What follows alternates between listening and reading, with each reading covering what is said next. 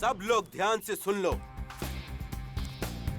ये हैंडगन तो ठीक है, लेकिन ये हाई रेंज की गोलियां हम इस्तेमाल नहीं कर सकते, क्योंकि ये गोलियां सरहद पर सोल्जर्स इस्तेमाल करते हैं और शूटिंग रेंज के खेल में हाई रेंज की गोलियां इस्तेमाल करना गैर कानूनी है। और हम कानून के लफड़े में नहीं पड़ना चाहते।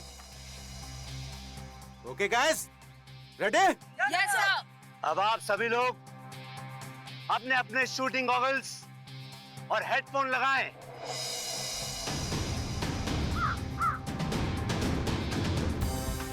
अब आप सभी लोग अपने अपने बंदूक उठाएं और अपने कंधे से लगाएं।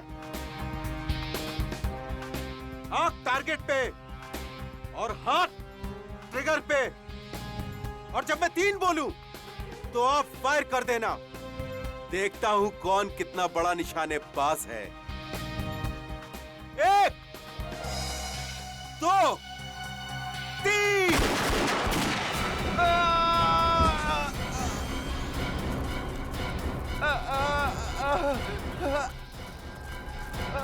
सर रोहित को गोली लगी। अरे कहाँ लगी इस गोली? शोल्डर पे। अरे ओह गॉड, मुझे बचा लो सर, मैं मरना नहीं चाहता सर। कुछ नहीं होगा तुम्हें, तुम घबराओ नहीं। ईशान, ये क्या किया तुमने? मार दिया इसको। Have you gone mad? तुमने अटेंडेंट पे गोली क्यों चला दी? इसे फौरन हॉस्पिटल लेके जाना होगा। चलो सर आप सही कह रहे, जल्दी जल्दी जल्दी ले चलिए। चलो चलो। ये आपने सही नहीं किया ईशान। अरे बकवास मत करो। हाँ, इसमें इंसान की गलती नहीं है सिर्फ। तुम लोगों को मालूम था ना यहाँ शूटिंग रेंज पे फायरिंग हो रही है, फिर तुम लोग यहाँ क्या कर रहे थे? सर पर इसमें इन लोगों की क्या गलती है? ये लोग तो रेंज से हट के खड़े थे। गलती तो ईशान की है। इसे इतना टेढ़ा निशान क्यों लगाया? हाँ, खुद को स्टेट लेवल का शूटर कहते हो तुम? हर शूटर को यह सिखाया जाता है कि हैंडगन चलाना कितने जिम्मेदारी का काम है। करेक्ट। और तुम इतने सीनियर शूटर होने के बाद भी इतनी बड़ी जिम्मेदारी कैसे भूल सकते हो? ईशान, तुम तो भगवान से प्रार्थना करना शुरू कर दो, क्योंकि अगर इस अटेंडेंट को कुछ हो जाता है ना तो तुम तो बुरे फंसे। मैं अकेला क्यों फंसूंगा? अरे फंसेगे तो ये भी। अरे दिमाग खराब करके रखा है मेरा। अरे कुछ भी गोली मारती ऊपर से। कौन बोल रहा है? हैं?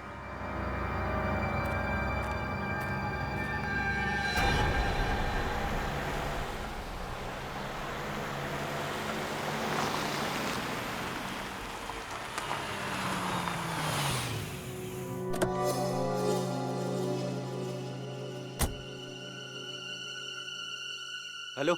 हेलो, लेट क्यों हुआ? लेट क्यों हुआ? रास्ते में ट्रैफिक बहुत था, आ गया हूं ना। अंदर आ जाओ। अंदर? मैं अंदर आ गया हूं। सामने एक रूम दिख रहा है? हाँ दिख रहा है।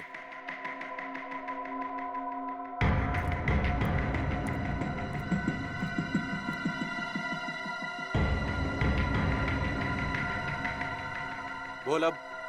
सामने टेबल पर एक फोन रखा है। जब तक इसकी घंटी नहीं बजती हिलना नहीं यहाँ से। ए सुन, तू मेरे साथ क्या कठपुतली का गेम खेल रहा है? जितना बोलता हूँ उतना कर। अपना मोबाइल फोन निकाल के रख बाहर।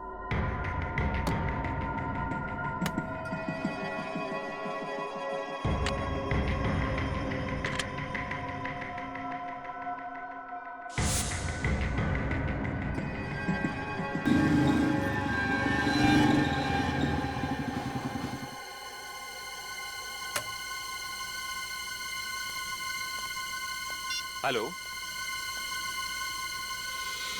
हाँ,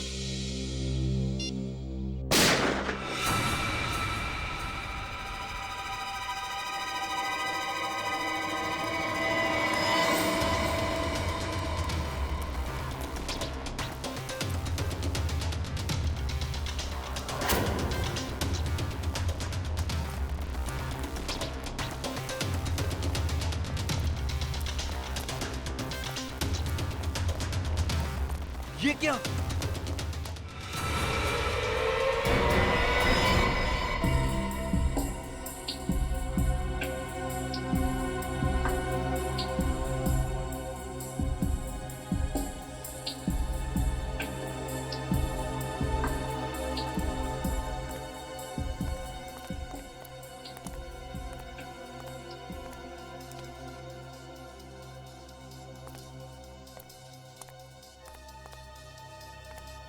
तुम यहाँ क्या कर रहे थे? सर मैं तो एक लड़की की मदद कर रहा था। वो बेचारी अपने पति को ढूंढ रही थी और मुझे कहा कि इस मिल के अंदर आके ढूंढो। मैं यहाँ पे आ गया और मुझे आते से यहाँ पर गोली चलने की आवाज सुनाई दी और मैं यहाँ भाग के आ गया। जब तुम यहाँ पे आए थे तो इन दोनों लाशों के अलावा किसी और को भी देखा था? नहीं सर। आप जानते हैं कि ये दोनों कौन है? सर पता नहीं सर। आप इस मिल के मालिक हैं और आप जानते नहीं कि ये दोनों अंदर कैसे आए? हाँ? सर यही तो मैं भी सोच रहा हूँ, इनको मरने के लिए मेरा ही मिल मिला था क्या? खामखा मुझे परेशानी में डाल दिया। और सर ये मिल तो 5 साल से बंद है और यहाँ कोई आता जाता भी नहीं है और ये फोन भी बंद पड़ा हुआ है।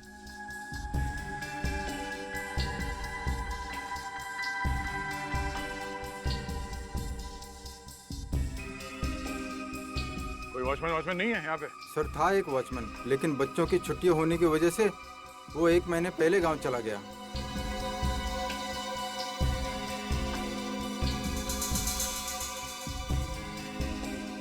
भैया, हाँ सर। भैया जिस तरीके से ये लाशें पड़ी हुई हैं और जैसे गोली लगी है इस आदमी को, लगता है उस औरत ने ही गोली चलाई है इस पर। और उसके बाद इस औरत ने आत्महत्या कर ली। तो क्या इन दोनों को गोलियां उसी गन से लगी हैं? अब ये तो बैलिस्टिक रिपोर्ट के बाद ही पता चलेगा। सर एक और बात समझ में नहीं आ रही। अगर उस औरत को इस आदमी को मारकर आत्महत्या ही करनी थी तो इस मिल में ये टेबल, कुर्सी, फोन, इस सब का इंतजाम क्यों किया होगा? ये वैलेट मिला इसके पास। इस आदमी का नाम ज्ञान है सर, जू में रहता है। और इस औरत की तस्वीर इसके वॉलेट में है सर। सर कहीं ये प्यार का मामला तो नहीं? हो सकता है, पर उसके लिए ये सब तामझाम करने की क्या जरूरत थी? सर एक और बात, मैंने इस ज्ञान का मोबाइल फोन चेक किया। इसमें आखिरी 15 कॉल्स किसी प्राइवेट नंबर से आए हैं। प्राइवेट नंबर से? इस ज्ञान का इतिहास निकालना पड़ेगा, तभी पता चलेगा कि वो औरत है कौन और उसने इसे क्यों मारा। आप लोग इन्हें पहचानते हैं? ज्ञान जी? नहीं सर, ये नहीं हो सकता सर। इन्हें किसने मार दिया? इनकी तो किसी से कोई दुश्मनी भी नहीं थी। ये कौन है? जी ये रूपल जी हैं, ईशान की मम्मी। आप में से कोई बता सकता है कि ज्ञान जी और रूपल जी के बीच में क्या संबंध है?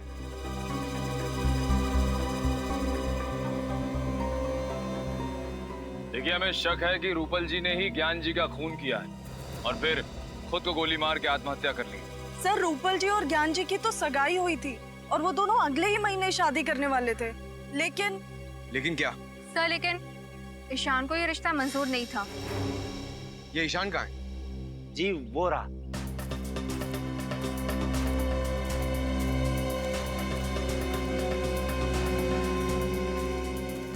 क्या हुआ सर? आपने इतना अर्जेंटली क्यों बुलाया? और ये लोग कौन है? हम लोग सीआईडी से। ईशान, हमें आपसे आपकी माँ रूपल जी और ज्ञान जी के बारे में कुछ बातें करनी है। देखिए सर, आपको मेरी मम्मी के बारे में जो पूछना है पूछिए, मगर मुझे ज्ञान जी के बारे में कोई बात नहीं कही। देखिए ईशान, खून का मामला है, थोड़ा तो कोऑपरेट करना पड़ेगा। खून? किसका खून? ज्ञान जी का। क्या? पवन मिल्स में हमें उनकी लाश मिली, किसी ने उन्हें गोली मार दी है और हमें तो मैं क्या करूं? मैं मानता हूं कि मैं उनसे नफरत करता था, पर मैंने उन्हें नहीं मारा। जी नहीं, आपने नहीं, लेकिन आपकी माँ ने उन्हें मारा और उसके बाद उन्होंने आत्महत्या कर ली।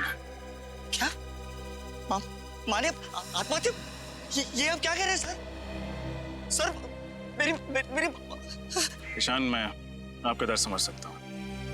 क्या आपको लगता है कि आपकी माँ ने आत्महत्या की होगी? बिल्कुल नहीं सर। सर वो तो कितनी खुश थी सर, हमेशा की तरफ टाइम पे उठी भी, योगा की और 9 बजे ऑफिस के लिए निकल गई।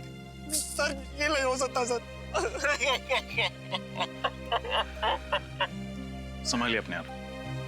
आपको ज्ञान जी के बारे में जो कुछ भी पता है प्लीज हमें बताइए। मैं आपको बताता हूँ। यहाँ पर एक छोटा सा हादसा हुआ था जिसमें एक अटेंडेंट को हल्की सी चोट लग गई थी। उस अटेंडेंट को जब हॉस्पिटल ले जा रहे थे तब ज्ञान जी को एक फोन आया। वो फोन सुनते ही ज्ञान जी बहुत घबरा गए थे। नर्वस होकर तुरंत ही यहाँ से चल दिए। गए कहाँ थे आपको पता है? जी नहीं, कहाँ गए इसका पता नहीं चला। कितने बजे गए थे ज्ञान जी यहाँ से? तकरीबन 12 बजे। सर ईशान सर पहले ही चले गए थे, ज्ञान जी से भी पहले। सर रूपल जी ऑफिस गई थी और ज्ञान जी शूटिंग रेंज से निकले। फिर ये लोग पवन मिल्स कैसे पहुंचे? और फिर ज्ञान जी को फोन किसने किया होगा? लेकिन ज्ञान जी को मारने के बाद रूपल जी ने आत्महत्या क्यों कर ली? इन सभी सवालों के जवाब हमें ढूंढने हैं।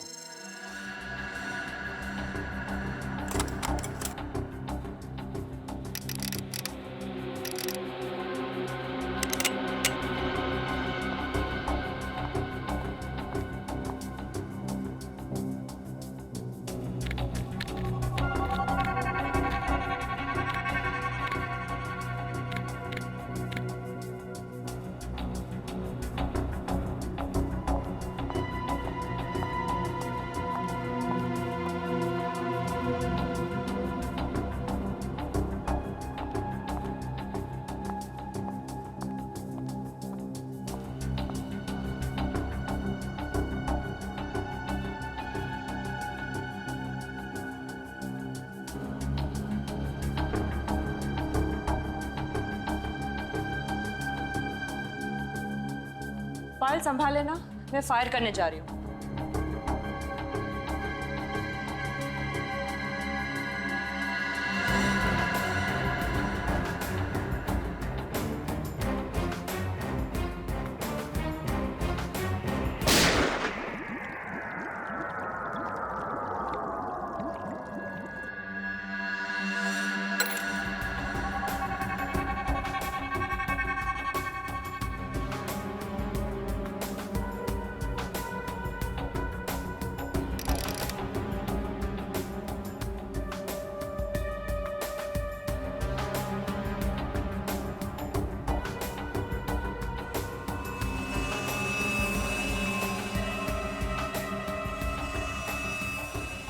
मैम, हाँ ये देखिए 3 घंटे में 3 बार रिपोर्ट निकाली, फिर भी रिजल्ट वही आ रहा है। क्या रहा रिजल्ट? मैम आप खुद चौंक जाएंगी, देखिए तो सही। ये देखिए।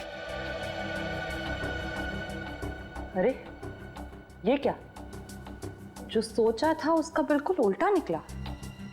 रूपल की मौत ज्ञान जी की मौत के 6 घंटे पहले हुई है। चेक कर लो अच्छी तरीके से, देखो कुछ मिलता है क्या। तो मुझे ऐसा लगा कि मैडम अपने फार्म हाउस में आराम करने गई होगी, तो अक्सर शनिवार रविवार जाया करती थी। आप उनके ड्राइवर हैं, आपको लेकर नहीं जाती थी क्या? अगर जाती थी साहब, लेकिन इस बार पता नहीं। साहब, उनकी मौत कैसे हुई? उनके सिर पे गोली लगी है और ज्ञान जी के सीने में। हमेशा क्या कि उन्होंने आत्महत्या की है। नहीं साहब, वो आत्महत्या क्यों करेंगी? क्या? ये तो पता चल ही जाएगा। आखिरी बार कब देखा आप लोगों ने मैडम को? साहब कल सुबह मैं खुद इन्हें ऑफिस छोड़ने गया था। कितने बजे? सर 9 बजे। 9 बजे। उसके पहले और उसके बाद में क्या क्या हुआ याद करके बताओ। जो चीज तुमको जरूरी नहीं लगे वो भी बताना, सब कुछ डिटेल में। ओके साहब, वो दिन मैडम लेट उठी थी, फिर जल्दी जल्दी तैयार हो गई और बगैर नाश्ता किए ही गाड़ी में जाके बैठ गई। फिर 9 बजे मैं उन्हें ऑफिस लेके गया। फिर मैडम का 10:30 बजे फोन आ गया कि गाड़ी निकालो। फिर मैं उन्हें जंबो मॉल लेके गया। Jumbo mall?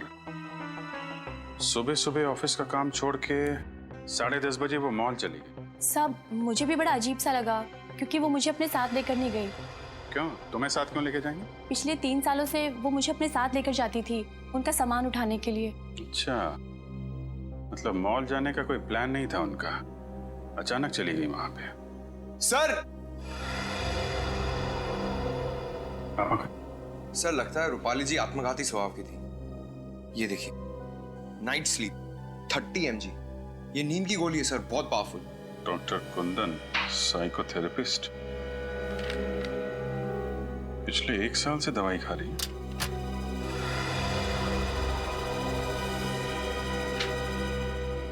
इधर आओ। ये रूपल मैडम किस चीज की दवाई खा रही थी? क्या बीमारी थी? अक्सर उन्हें मिर्गी के दौरे पड़ते थे, लेकिन 6 महीने से उनकी हालत में काफी सुधार था। सर से देखिए, रूपल जी के लॉकर में पिस्टल मिली, लाइसेंस के साथ। License pistol? इसका मतलब रूपल जी ने आत्महत्या नहीं की? सर मैं कुछ समझा नहीं। अगर उन्हें आत्महत्या करनी होती तो अपनी पिस्टल से करती ना, या अपने घर में करती। घर से इतनी दूर मिल में जाके आत्महत्या क्यों करेंगे? सर हो सकता है रूपल ज्ञान जी को मारना चाहती थी, इसलिए इतनी दूर मिल में गई। ज्ञान जी को भी मारने के लिए अपनी पिस्टल साथ में लेके जाती विनीत। ये मामला कुछ और ही है। सर आपको किस पे शक है? फिलहाल तो सारी कड़ियां बिखरी हुई हैं। शॉपिंग मॉल, नींद की गोली, डॉक्टर का प्रिस्क्रिप्शन और लाइसेंस्ड गन। इन कड़ियों को जोड़ने पे ही पता चलेगा ज्ञान जी और रूपल जी के साथ क्या हुआ था। सर ज्ञान जी और रूपल जी दोनों टॉक नाउ कंपनी का मोबाइल यूज करते थे और मोबाइल कंपनी के मैपिंग के हिसाब से रूपल जी कल दोपहर 1 बजे जंबो मॉल में थी पंडारा रोड पर, और तब से उनका मोबाइल ऑफ आ रहा है। और ज्ञान जी? सर ज्ञान जी की लोकेशन ये देखिए सर। हाँ, 1 बजे शूटिंग रेंज से निकले और 2:30 बजे पहुंचे पंडारा रोड, और वहां से सीलिंग होते हुए बांद्रा लिंकिंग रोड से जूहू सर्कल पहुंचे 5 बजे, और 5:30 बजे वहां से निकलकर 6:30 बजे पहुंचे पवन मिल। और 6:30 से 6:45 तक ये किसी से फोन पे बात कर रहे थे, किसी प्राइवेट नंबर पे। उसके बाद इनका फोन बंद हो गया। सर क्योंकि उसी दौरान उनकी मौत हो गई थी। मतलब ज्ञान जी और रूपल जी दोनों अलग अलग टाइम पे पंडारा रोड पहुंचे थे। सर ये भी तो हो सकता है कि ज्ञान जी भी जंबो मॉल ही गए हो। हम अगर क्यों और किससे मिलने? और वो आखिरी कॉल किस अनजान शख्स का था जिससे ज्ञान जी ने इतनी लंबी बात की।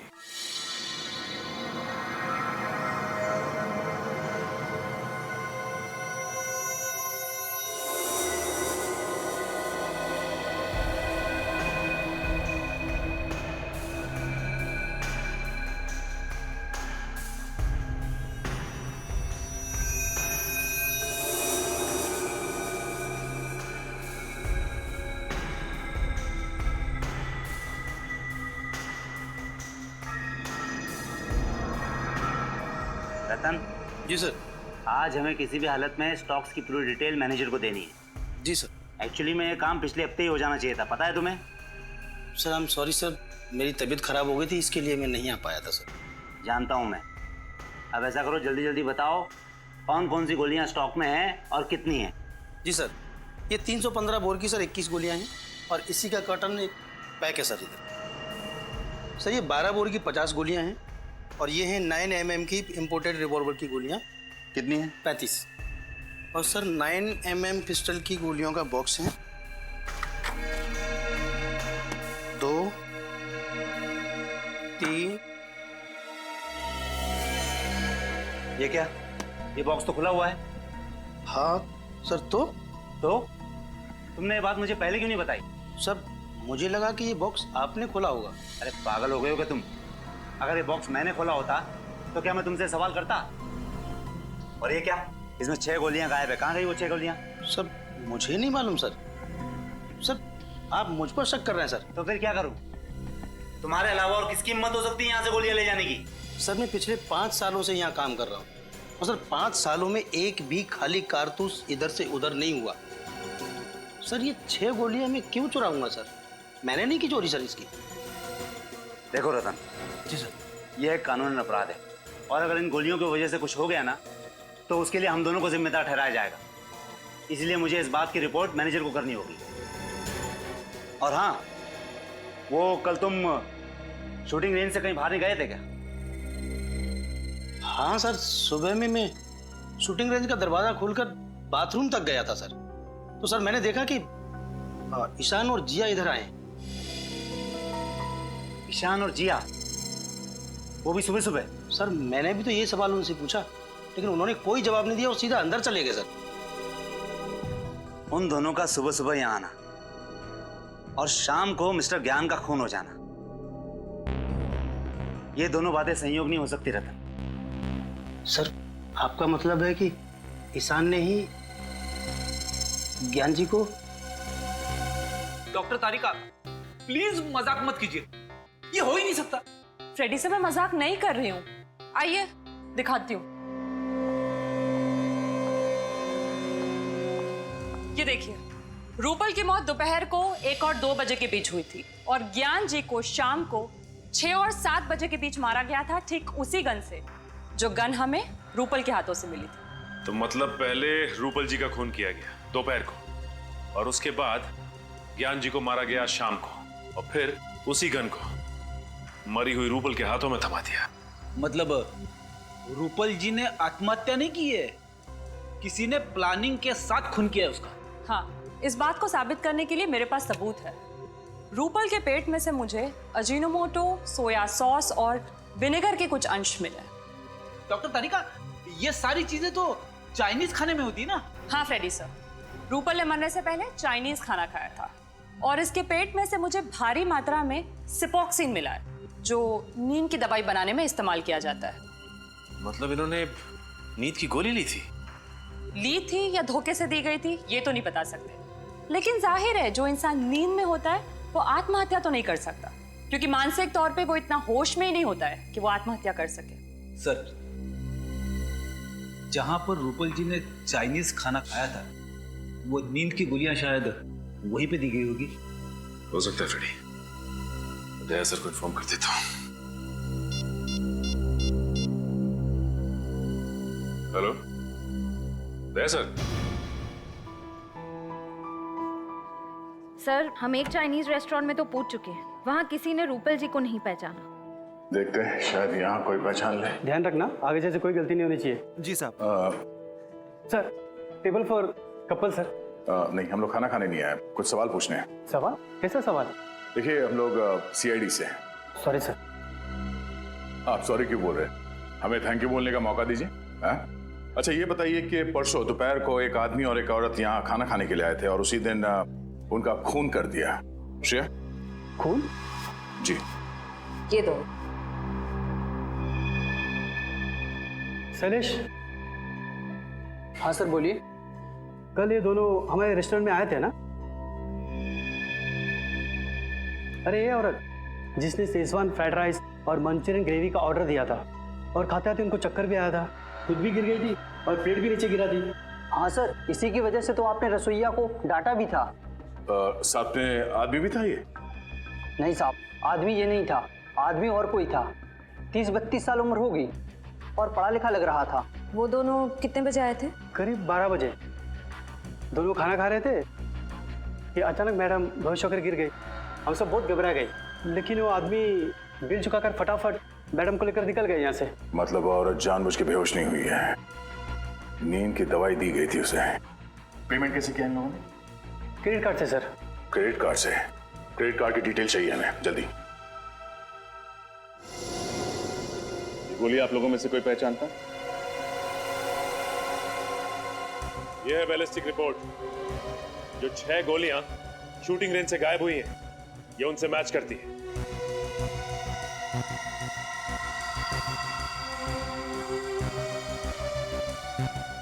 बोलो जी, तुमने ही चुराई थी नहीं गोली?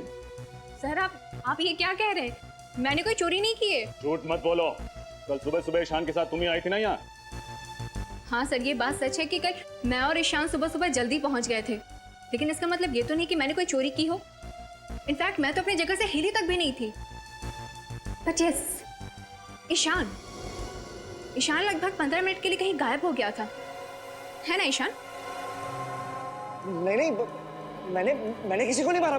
नहीं, भागने की कोशिश भी मत करें। तुम्हारी भलाई इसी में है कि सब कुछ सच सच बता दो। सर ये सच है कि 6 गोलियां मैंने ही चुराई थी, क्योंकि मैं ज्ञान सर से नफरत करता था और नहीं चाहता था कि वो मेरी माँ से शादी करे। इसलिए तुमने उन्हें मार दिया? नहीं, मैंने उन्हें नहीं मारा। ज्ञान सर को मारने के इरादे से मैंने गन में चुराई हुई 6 गोलियां डाली थी और उनका पीछा करते करते मैं पंडारा रोड के जंबो मॉल तक भी पहुंच गया था, लेकिन मेरी गाड़ी अचानक एक भिखारी से टकरा गई, इसलिए उसे देखने के बहाने मैं बाहर उतरा। लेकिन जब मैं वापस गाड़ी में आया तो मैंने देखा कि मेरी गन सीट पे से गायब थी। वो गन जो तुम्हारी गाड़ी से चोरी हुई किस कंपनी की थी? ग्रे मेटल कंपनी की थी, 9mm बोर की थी। यही है वो पिस्टल? हाँ सर, यही गन थी। यही गन तो रूपल जी के हाथ में मिली थी। झूठ बोल रहा है सर, ये खून करने के बाद ये गन इसी ने वहां रखी थी और ये भिखारी वाली कहानी भी रची हुई है।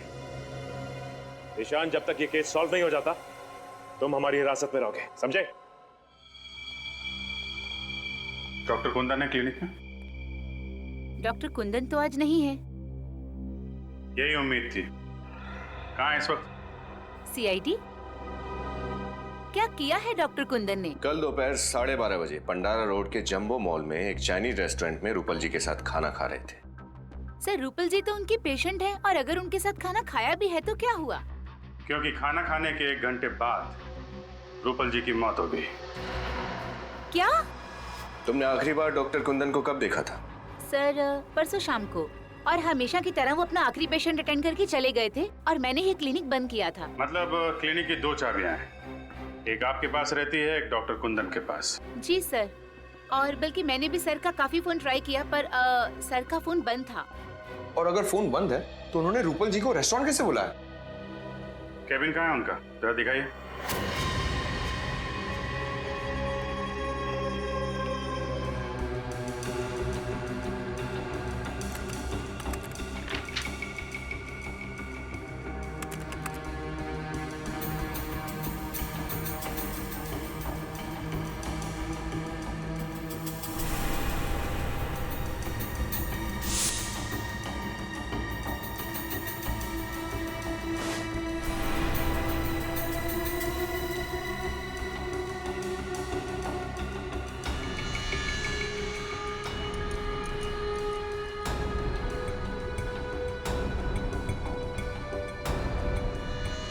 ये खून से सने हुए बाल क्या कर रहे हैं यहाँ पे?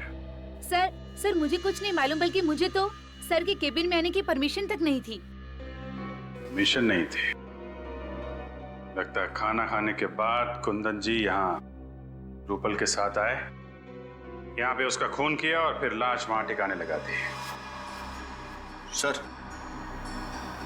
आपका अंदाजा ठीक निकला सर। ये देखिए, लेडीज सैंडल और खून में सने हुए ग्लव्स। ये तो रूपल जी के हैं। आपको कैसे मालूम? वो सर, एक्चुअली मुझे ना इन सैंडल्स का डिजाइन बहुत पसंद था, बल्कि मैंने रूपल जी से पूछा भी था कि उन्होंने ये कहाँ से खरीदे। अगर रूपल जी का खून डॉक्टर कुंदन ने किया है तो फिर ज्ञान जी को भी इसी ने मारा होगा। सर, एक बहुत अजीब बात है। डॉक्टर कुंदन एक साइकोथेरेपिस्ट है, फिर उन्होंने मेडिकल स्कूल में मुर्दों की परीक्षण की परमिशन क्यों मांगी? हाँ? डॉक्टर कुंदन तो जिंदा लोगों के दिमाग का इलाज करते हैं, तो फिर मुर्दा घर में मुर्दों से क्या बात करने गए थे? चाहता क्या है आदमी?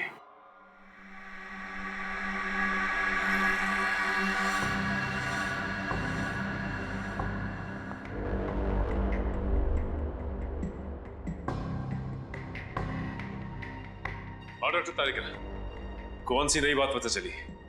सचिन, मैं ये बताना चाहती हूँ कि ज्ञान जी का खून जिसने भी किया है, मगर गोली उतनी ही दूरी से चलाई गई है जहां पर रूपल बैठी थी मरी हुई। ये कैसे बता सकती हैं आप? ट्रेजेक्टरी टेस्ट के द्वारा। आइए सर, ये देखिए, गोली यहां से चली और यहां से बाहर निकली। डमी के अंदर जो होल है उसकी गोलाई भी उतनी ही बनाई गई है जितनी कि उस गोली की थी, 0.9 mm। अब मान लीजिए मैं रूपल हूं। रेडी सर, जरा प्लीज लाइट ऑफ करेंगे? यस। जब रूपल हमें मिली मरी हुई तब उसके हाथ में गन इस तरह से थी। अब ये लेजर ये साबित करेगा कि जब ज्ञान जी पर गोली चली तब खूनी कितनी दूरी पे था और गोली किस एंगल से चली। ऐसा हुआ था सब कुछ। रेडी सर, जरा लाइट्स ऑन करेंगे प्लीज। यस। एक बात समझ में नहीं आ रही। माना कि रूपल जी के हाथों में गन पाउडर लगा हुआ था, लेकिन जब ज्ञान जी की मौत हुई उससे पहले ही रूपल मर चुकी थी। तो फिर रूपल ने गोली चलाई तो चलाई कैसे? सर अगर ज्ञान जी को सामने से गोली मारी है तो फिर उन्होंने खूनी को देखा कैसे नहीं? और तो और उन्होंने अपने आप को बचाने की कोशिश कैसे नहीं की? रेडी, कुछ तो ऐसा है जो हम लोग देख नहीं पा रहे, क्योंकि दुनिया का कौन सा ऐसा आदमी होगा जो मौत को सामने से आता देख अपने आप को बचाना नहीं चाहेगा। आप सब लोग मेडिकल स्टूडेंट्स हैं, इसलिए रिगर मॉर्टिस की थ्योरी के बारे में तो आप सब लोगों को बहुत अच्छी तरह पता है। आज हम प्रैक्टिकली देखेंगे कि रिगर मॉर्टिस आखिर कैसे होता है। किसी भी आदमी के मरने के बाद उसके शरीर में केमिकल चेंजेस कैसे आते हैं। उसके मरते ही कुछ घंटे के अंदर उसका ब्लड ठंडा हो जाता है और उसके शरीर के अलग अलग हिस्से सिकुड़ जाते हैं। लगभग 3 घंटे बाद रिगर मोर्टिस का असर शुरू होता है और इसकी शुरुआत चेहरे से होती है और तकरीबन 12 घंटे बाद शरीर का पूरा खून जम जाता है और शरीर इतना ठंडा पड़ जाता है कि इसे हिला पाना नामुमकिन होता है। सर 48 घंटे से लेकर 60 घंटे के अंदर तक शरीर का सड़ना और गलना भी शुरू हो जाता है ना? करेक्ट, लेकिन इतने घंटे तक हम वेट नहीं कर सकते। हम लाश की वीडियो रिकॉर्डिंग करते हैं ताकि उसे बाद में देखा जा सके कि उस लाश पे उस रिगर मॉर्टिस का कितना असर हुआ।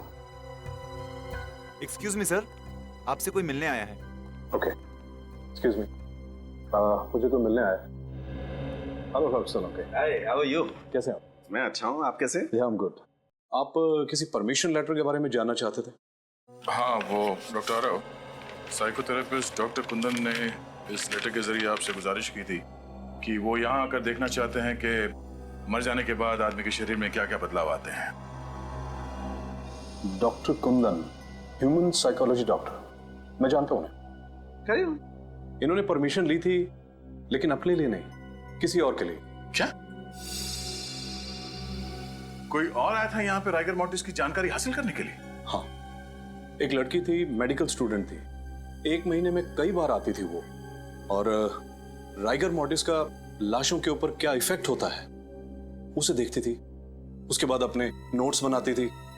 उसके बाद हम लोग जो सारा दिन रिकॉर्डिंग करते हैं शाम को उसे भी लेके जाती थी। लेकिन इतनी टैलेंटेड और इतनी लगन वाली लड़की मैंने पहले कभी नहीं देखी। आई विश के वो बहुत बड़ी डॉक्टर बनेगी। और इस लड़की को डॉक्टर कुंदन ने भेजा था? जी। आपको उस लड़की का नाम याद है? इसका नाम जिया, जिया था उसका नाम। जिया? सर कहीं ये वही जिया तो नहीं जिसने ईशान के खिलाफ गवाही दी थी? सर मेरे पास उसका नंबर है, ये देखिए। मैंने भी जिया को कई दफा कॉल किया, ये उसका नंबर। तो नंबर मैच करना। रिगर मोर्टिस का असर धीरे धीरे शरीर के निचले भाग पर भी होने लगेगा। सर ये वही जिया है। वही जिया है। डॉक्टर कुंदन ने रूपल को मारने से पहले जिया को यहाँ पे राइगर मॉर्टिस की जानकारी हासिल करने के लिए भेजा, लेकिन क्यों? दया, हाँ? तुम्हारे इस क्यों का जवाब है मेरे पास। जवाब है?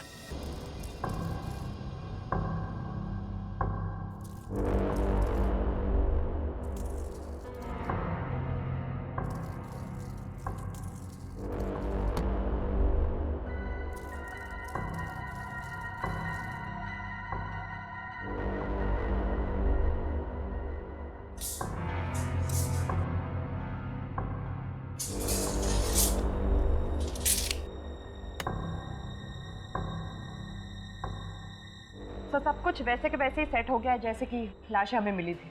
गुड। अब एक काम करो, तुम श्रेया के साथ लाश को ले आओ। चल।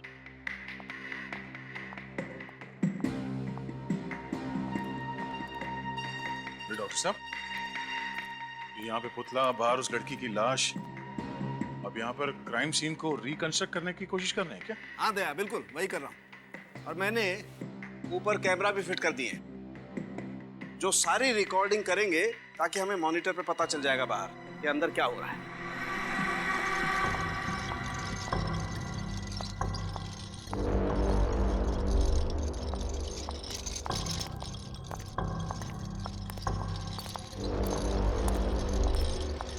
सालों के सर, इस औरत की लाश का क्या करेंगे आप? अभी पता चल जाएगा श्रेया।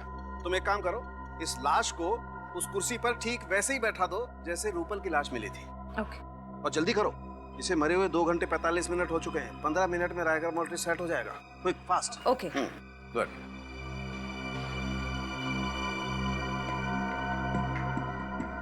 गुड।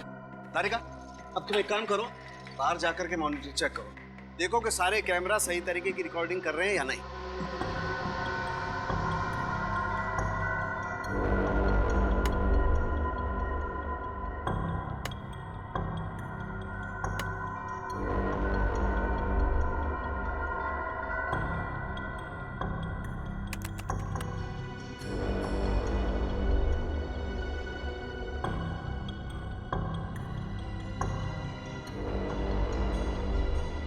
अब श्रेया, एक काम करो, इसके हाथ में वो गन वैसे ही पकड़ा दो जैसे रूपल के हाथ में थी। क्विक।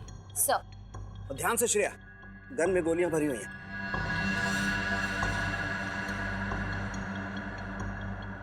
दया, बॉक्स में एक लकड़ी का पीस होगा, देखो जरा। ये हाँ।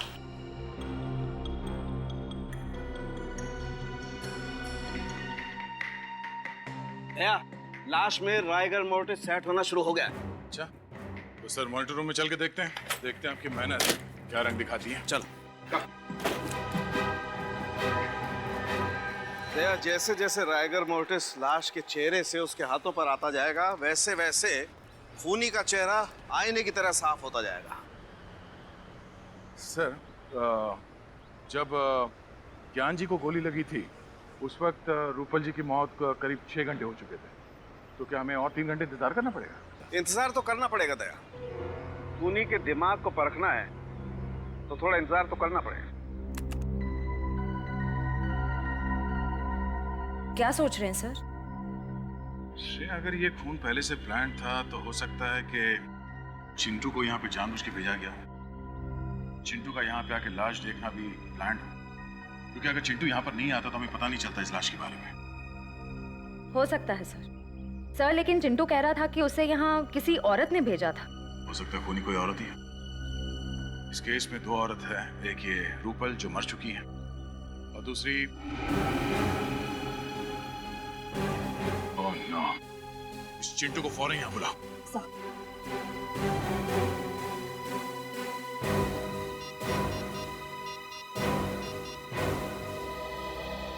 चिंटू, इंस्पेक्टर श्रेया बोल रही हूँ CID से। देखो, तुम जल्द से जल्द पवन मिल्स में आ जाओ, ठीक है?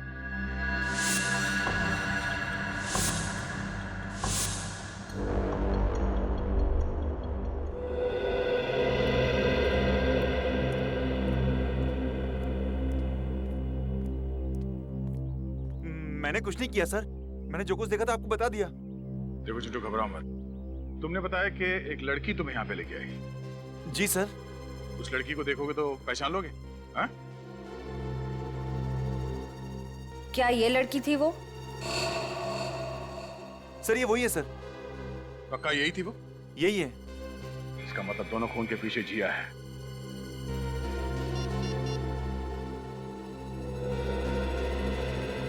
रजत, फौरन जिया के घर जाओ, उसे अरेस्ट कर लो। अब वही बताएगी कि यहाँ इस फैक्ट्री में हुआ क्या था।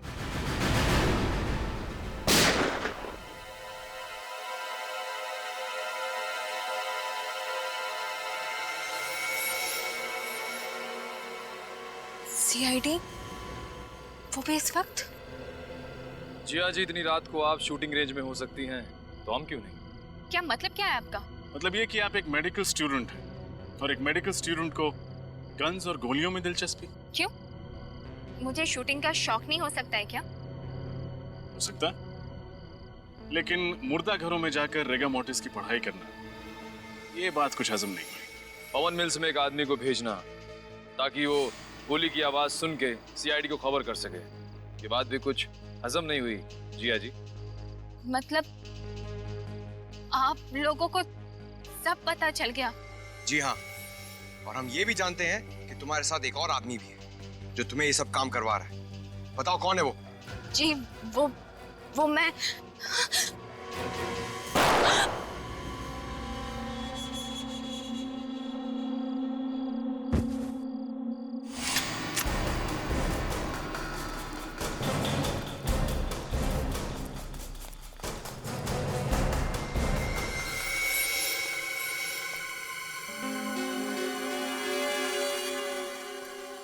हाथ से निकल गया। हाथ से निकल गया, लेकिन सीआईडी के शिकंजे से नहीं निकल पाएगा। ये देख।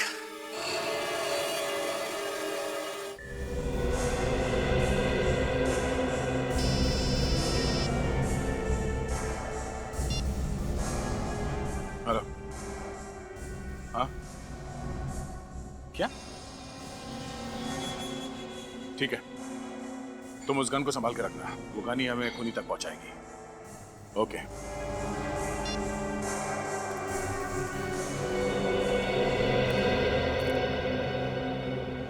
क्या हुआ सर? किसी ने जिया पे हमला कर दिया। क्या? यानी खूनी कोई और ही है? हाँ डॉक्टर साहब, और कितना वक्त लगेगा? बस 5 मिनट दया। 5 मिनट के अंदर ये रायगर मोर्टिस इसके हाथों पे सेट होना शुरू हो जाएगा बस।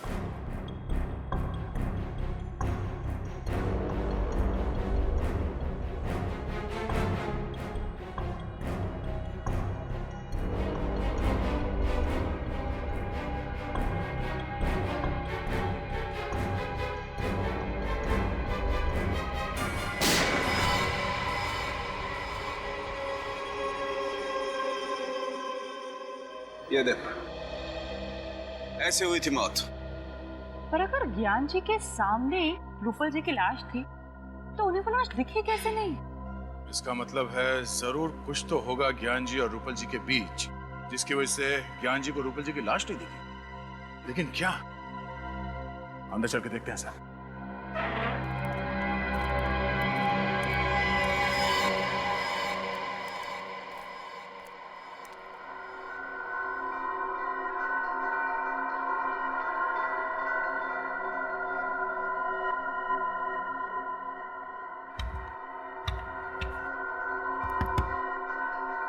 तो ये देखिए, बॉक्सर पिलर क्या है क्या इसमें?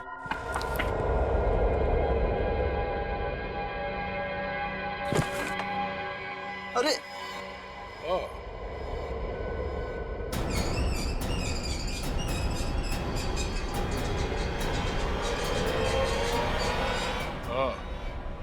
तो ये है वो राज जिसकी वजह से ज्ञान जी के सामने बैठी हुई मौत उन्हें नजर नहीं आई। ये पर्दा देखो दया, ये छेद देख रहे हो पर्दे पे? पर्दे पर ये छेद गोली लगने की वजह से हुआ है। ये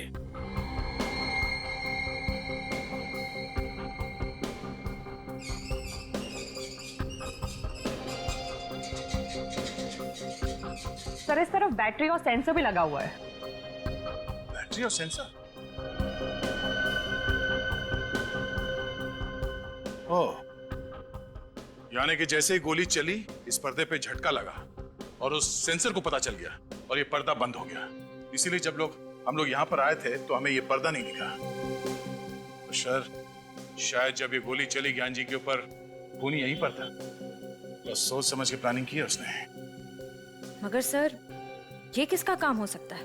वही जिसे गन्स, गोलियां और राइगर मोर्टिस की बहुत अच्छी जानकारी है, और वो एक ही आदमी हो सकता है।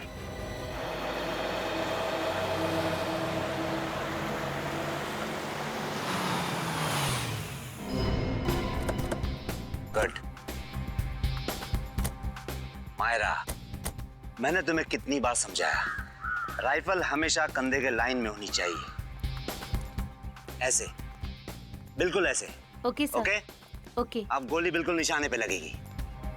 मायरा, अनिकेत सर जो सिखा रहे हैं वो ध्यान से नहीं सीखोगे तो जिसने रूपल जी का और ज्ञान जी का खून किया उसके जैसा शार्प शूटर कैसे बनोगे? अरे सर, ये किसी का खून तो क्या, अंधेरे में किसी को जख्मी भी नहीं कर सकती है। सर जिया ठीक तो है ना? जिंदा है, लेकिन अफसोस की बात यह है कि खूनी अभी भी पकड़ा नहीं गया। सर तो फिर आप लोग खूनी को पकड़ते क्यों नहीं? आप जानते हैं खूनी कौन है? खूनी को मैं नहीं तो सर, मगर हम जानते हैं कि खूनी इसी शूटिंग रेंज में। आप हम लोगों पे शक कर रहे हैं? शक ही नहीं, पूरा यकीन है कि खूनी आप ही में से कोई एक है। कौन है वो? पहले आप ये बताइए कि शूटिंग रेंज में बिना चेकिंग के गोली या गन लाना या ले जाना मुमकिन है? नहीं, बिल्कुल नहीं, क्योंकि हमारी सिक्योरिटी बहुत चुस्त है। बिल्कुल सही कहा आपने। अब जरा ये देखिए, ये वही गन है जिससे जिया पर हमला हुआ था। क्या इस तरह की गन आपके शूटिंग रेंज में इस्तेमाल होती है? नहीं सर, इस तरह की गन तो हमारे यहाँ पर इस्तेमाल नहीं होती। तो फिर ये गन शूटिंग रेंज के अंदर आई कैसे? अच्छा, आप ये बताएंगे कि यहाँ पे कोई ऐसा आदमी है जिसकी इस शूटिंग रेंज में आते वक्त सिक्योरिटी जांच नहीं होती है? हाँ सर, एक तो ज्ञान जी और दूसरे अनिकेत सर। जब जिया पर हमला हुआ तब ज्ञान जी तो जिंदा थे नहीं, तो बचे सिर्फ अनिकेत सर।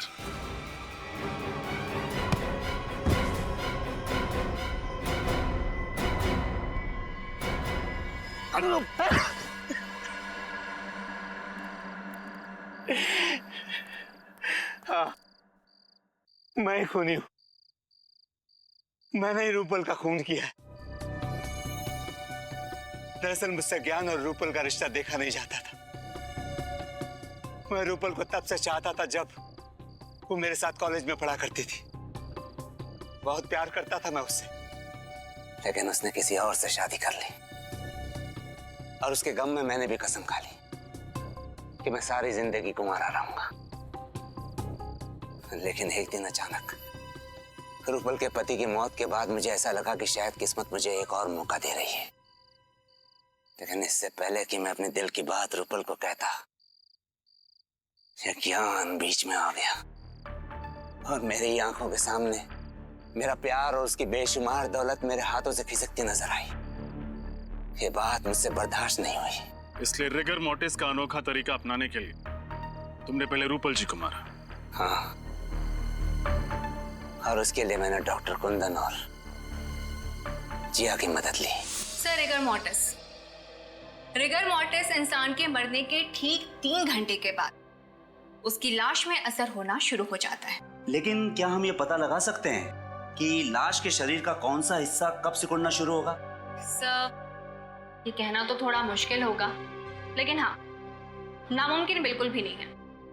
अगर आप लगातार लाश का निरीक्षण और परीक्षण करेंगे तो इस लाश की एक एक पेशियां कहां और कब सिकुड़ने लगेंगी, इसका ज्ञान आप हासिल कर सकते हैं।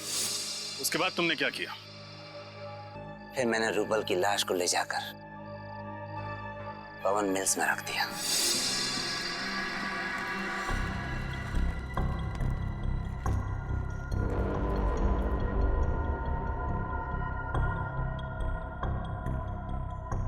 मेरा काम तो हो गया, अब तुम्हारी बारी। तुम देखते रहना डॉक्टर, मेरा वार भी खाली नहीं जाएगा। अब ऐसा करो डॉक्टर, तुम इस पिस्तौल को रूपल के दाहिने हाथ में रख दो। क्योंकि अभी तक रिगर मोर्टिस शुरू नहीं हुआ है, इसलिए पिस्तौल वाला हाथ दाहिनी ओर मुड़ जाएगा। तुम कहते हो तो मैं मान लेता, लेकिन मुझे यकीन नहीं हो रहा है कि तुम्हारा प्लान कामयाब होगा। अभी देखो डॉक्टर,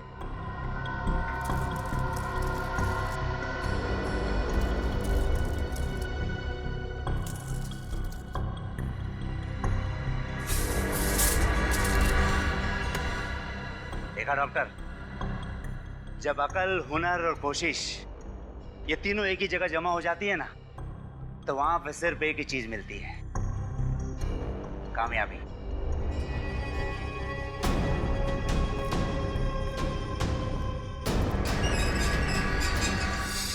अब आप ये बताने का कष्ट करेंगे कि डॉक्टर कुंदन कहाँ पे है?